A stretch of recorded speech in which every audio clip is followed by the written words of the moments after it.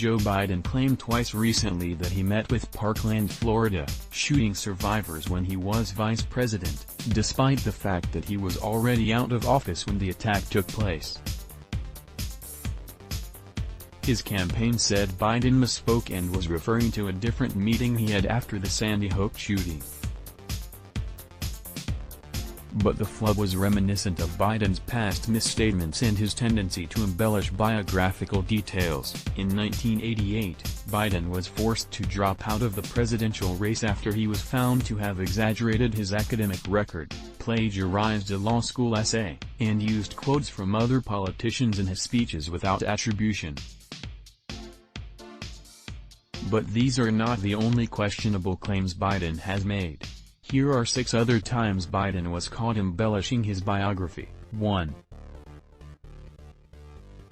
Biden said his helicopter was forced down near Osama bin Laden's lair in Afghanistan. Biden claimed in multiple speeches in 2008 that he knew where Osama bin Laden was hiding because his helicopter had been forced down nearby in the mountains of Afghanistan. If you want to know where Al-Qaeda lives, you want to know where bin Laden is, come back to Afghanistan with me, said Biden.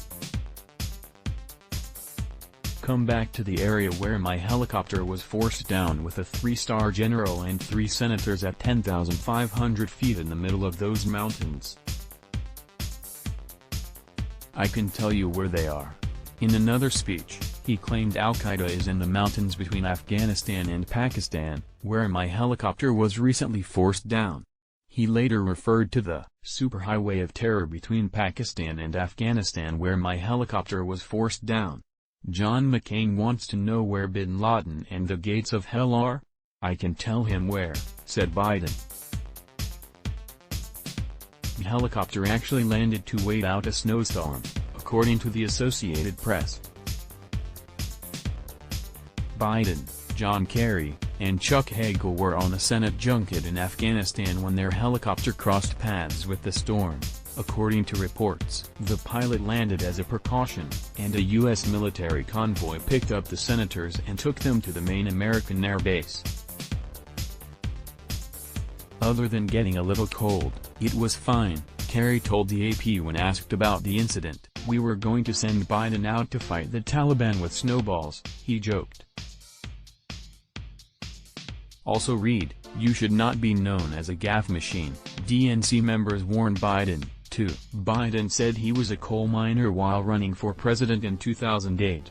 Biden told the United Mine Workers that he was a coal miner.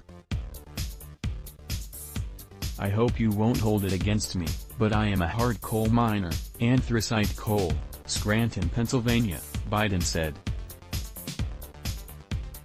It's nice to be back in coal country. It's a different accent, in Virginia, but it's the same deal. We were taught that our faith and our family was the only really important thing, and our faith and our family informed everything we did. The Biden campaign later told the AP that his comment was a joke. But it echoed another false claim he had made about coming from a family of coal miners during his 1988 campaign. In a 1988 speech, Biden referred to my ancestors, who worked in the coal mines of northeast Pennsylvania and would come up after 12 hours and play football for 4 hours. That line was plagiarized from a speech by British politician Neil Kinnock, whose family actually did work in the mines. In 2004, Biden acknowledged that he did not have family members who worked in mining. Hell, I might be president now if it weren't for the fact I said I had an uncle who was a coal miner. Turns out I didn't have anybody in the coal mines, you know what I mean? I tried that crap. It didn't work, he said during an interview with Jon Stewart. 3. Biden said he was shot at in Iraq in 2007. Biden claimed he was shot at during the Iraq War while visiting the Green Zone, the heavily guarded area in the middle of Baghdad where the United States Embassy is based. Let's start telling the truth, he said. Number 1, you take all the troops out. You better have helicopters ready to take those 3,000 civilians inside the Green Zone, where I have been 7 times and shot at. When asked for details about the shooting, a Biden campaign aide told The Hill that the then-senator was staying at a hotel in the Green Zone when a mortar landed several hundred yards away. A soldier came by to explain what happened and said if the mortar fire continued, they would need to proceed to a shelter, the aide told The Hill. 4. Biden said he called Slobodan Milosevic a damn war criminal to his face. Biden met with Serbian leader Slobodan Milosevic in 1993, at the height of the siege of Sarajevo, according to Biden's book Promises to Keep. When Milosevic asked what he thought about him, Biden responded, "I think you're a damn war criminal and you should be tried as one." In 2008, Biden aide Ted Kaufman, who was at the meeting and also worked on Biden's 2008 campaign, told The Washington Post that the account was accurate.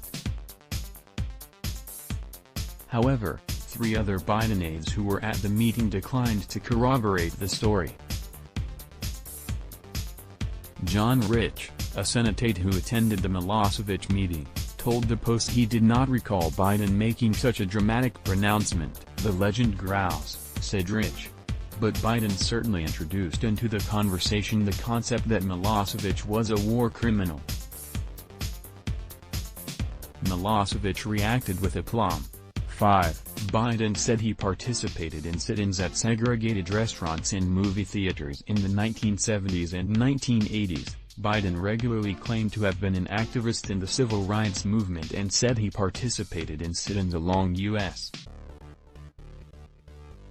Route 40 in Delaware in 1961. When I was 17 years old, I participated in sit-ins to desegregate restaurants and movie houses in my state, and my stomach turned upon hearing the voices of Faubus and Barnett, and my soul raged upon seeing the dogs of Bull Connor, said Biden in 1983. Biden also claimed to have organized a boycott of a segregated restaurant in Wilmington called The Pit when he was in high school after the restaurant refused to serve a black member of his football team.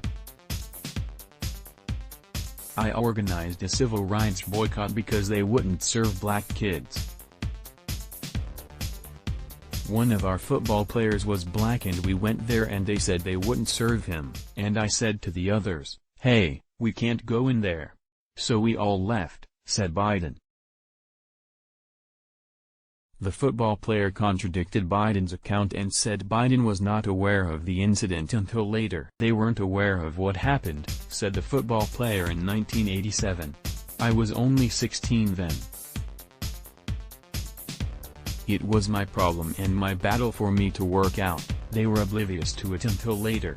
When Biden dropped out of the 1988 presidential race amid his plagiarism scandal, he said the extent of his civil rights participation was working at an all-black swimming pool for a summer in college. "During the 1960s, I was in fact very concerned about the civil rights movement. I was not an activist. I worked at an all-black swimming pool on the east side of Wilmington, Delaware," he said. "I was involved in what they were thinking, what they were feeling. But I was not out marching. I was not down in Selma. I was not anywhere else. I was a suburbanite kid who got a dose of exposure to what was happening to black Americans." 6. Biden said he criticized President George W. Bush during lengthy private meetings in the Oval Office. Biden claimed in 2009 that he spent a lot of hours alone with President George W. Bush and bluntly rebuked the president over his foreign policy decisions. "I remember President Bush saying to me one time in the Oval Office," Biden told CNN, "Well, Joe," he said, "I'm a leader. And I said, Mr. President, turn around and look behind you. No one is following." Bush aides told Fox News in 2009 that they did not recall Biden ever meeting alone with the president or making such a comment. The president would never sit through 2 hours of Joe Biden. Conjada P. Wolf, Bush's White House liaison to Congress, told Fox News. "I don't ever remember Biden being in the Oval. He was such a blowhard on all that stuff. There wasn't a reason to bring him in. Let's block ads. Why?